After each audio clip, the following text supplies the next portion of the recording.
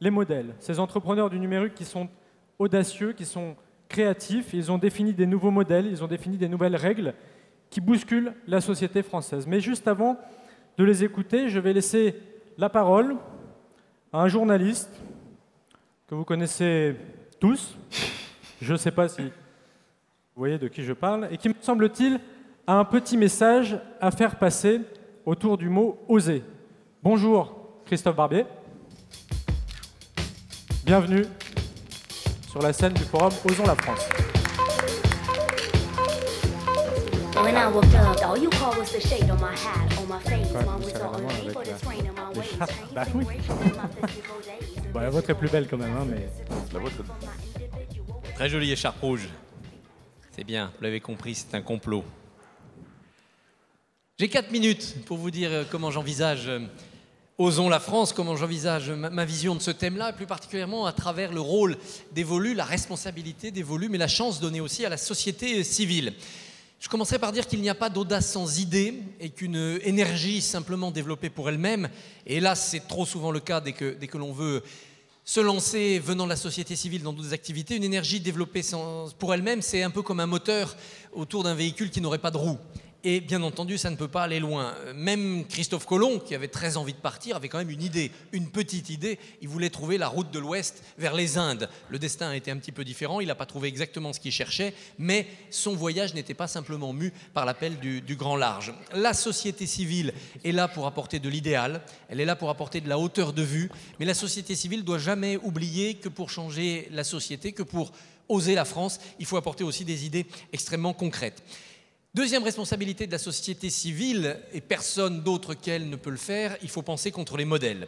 Il faut penser contre, surtout, les résistances apportées à la nouveauté. Et tout modèle installé, tout modèle éprouvé développe, c'est normal, de la résistance au changement puisqu'il veut aller le plus loin possible, persévérer dans son être, comme dirait Spinoza. La société civile se retrouve donc naturellement à oser la France contre l'État, non pas contre l'État dans ses fonctions, non pas contre l'État pour ce qu'il est, il est absolument important, il est décisif et il est indispensable à la société civile pour appliquer les mutations qu'elle veut appliquer, mais contre l'immobilité de l'État. Et j'irai plus loin, je dirais plus contre l'immobilisme de l'État, c'est-à-dire cette vocation conservatrice naturelle qu'ont toutes les organisations humaines, notamment l'État. À travers les règles, à travers les structures, l'État développe comme cela des prisons pour limiter les idées, limiter les actions. Et oser la France, ça veut dire d'abord faire chuter ces murs. La société civile a une responsabilité politique au cœur de son action. Il s'agit aussi de penser contre soi-même quand on veut oser quelque chose, quand on veut oser la France, c'est-à-dire oser une autre France que celle dont on est le produit, que celle dont on est l'enfant.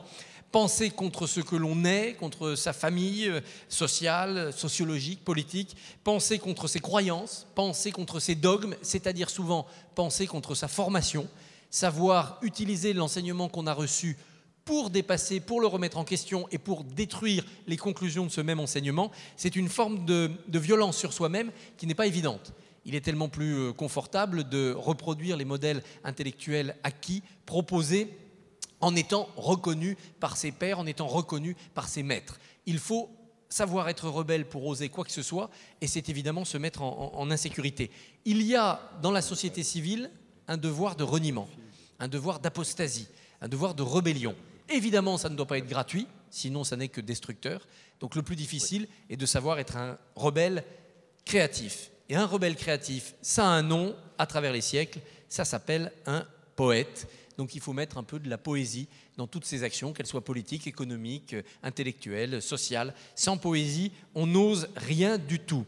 Ensuite, et pour finir, la société civile, à mon sens, elle est aussi civique. Et elle ne peut oser la France, elle ne peut changer la France que si elle a bien conscience de ce devoir civique. C'est évident quand on regarde la base dans laquelle elle s'inscrit. Par exemple, les associations, pas de tissu associatif sans sentiment civique prononcé. La loi fondamentale dans notre République créant les associations est le plus bel exemple de leçon de civisme. Elle doit être civique, la société civile, quand elle se lance en périphérie de la politique à travers les actions de lobbying. On ne peut rien oser, on ne peut rien changer si l'on ne convainc pas autour de soi, notamment le législateur, notamment l'exécutif, notamment le décideur. Et donc, il faut avoir du sens du lobbying. Et puis, il faut parfois aller au-delà Et je pense que pour oser la France, pour oser une nouvelle France, surtout dans les périodes de crise que nous traversons, à un moment donné, la société civile doit franchir le Rubicon de l'engagement politique. Alors, il ne s'agit pas de se ruer tous sur les campagnes électorales et d'essayer tous d'être candidats à la présidentielle ou aux législatives, mais il faut un moment prendre conscience que dans notre pays, plus que dans tout autre, rien ne se change, rien ne peut s'oser sans passer par le politique, par la politique. On ne peut pas déplorer le conservatisme de ceux qui sont en place et ne rien faire pour leur prendre leur place. Et je pense qu'au sein de la société civile, il faut éveiller ces vocations. Je suis arrivé au terme de mes 4 minutes, permettant à une partie de ceux qui avaient osé le croissant et osé le café de nous rejoindre. Merci beaucoup, Christophe. Une petite question express pour faire le point. Est-ce qu'il y a quelque chose que vous n'avez jamais osé faire ? Il y a des milliers de choses que je n'ai jamais osé faire et chaque semaine, des tas de choses que je n'ose pas faire. D'ailleurs, dans le journal, parfois, je m'en mords les doigts. Mais si je dois me référer à mon existence, allez, 3 choses que je n'ai pas osé faire. Et peut-être est-il trop tard pour les oser. La première chose, mon rêve d'enfant, c'était d'aller marcher sur la Lune. Et je n'ai pas osé faire ce qu'il fallait pour réaliser ce rêve. Ni en termes d'études, j'étais beaucoup trop mauvais en sciences, ni en termes de je ne sais trop quelle aventure de milliardaire. Aujourd'hui, je me rends compte qu'il y a un seul homme politique qui propose ça, c'est Jacques Cheminade. Je crois que je ne vais pas oser soutenir Jacques Cheminade pour réaliser ce rêve. Deuxième chose que je n'ai pas osé faire, mais là, il n'est peut-être pas trop tard, je n'ai pas osé faire de ma passion mon métier. Même si mon métier journaliste est aussi une passion, ma passion d'adolescence c'était le théâtre. Je continue à faire du théâtre, j'en fais pratiquement toutes les semaines, mais je n'ai pas osé franchir ce Rubicon du professionnalisme et me dire allez, je vais tout arrêter, je vais essayer d'en vivre. Ça nécessite un courage, une violence contre soi-même. J'ai beaucoup d'amis professionnels et je me rends compte à quel point c'est difficile. Là, il y a sans doute eu une lâcheté, peut-être que j'aurai droit à une seconde chance.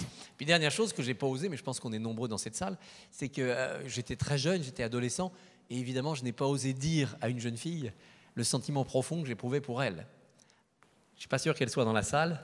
Peut-être qu'un jour, j'aurai une seconde chance dans la vie. Là, je vous promets, j'essaierai d'oser. Eh bien, merci beaucoup, Christophe. Merci pour cette intervention.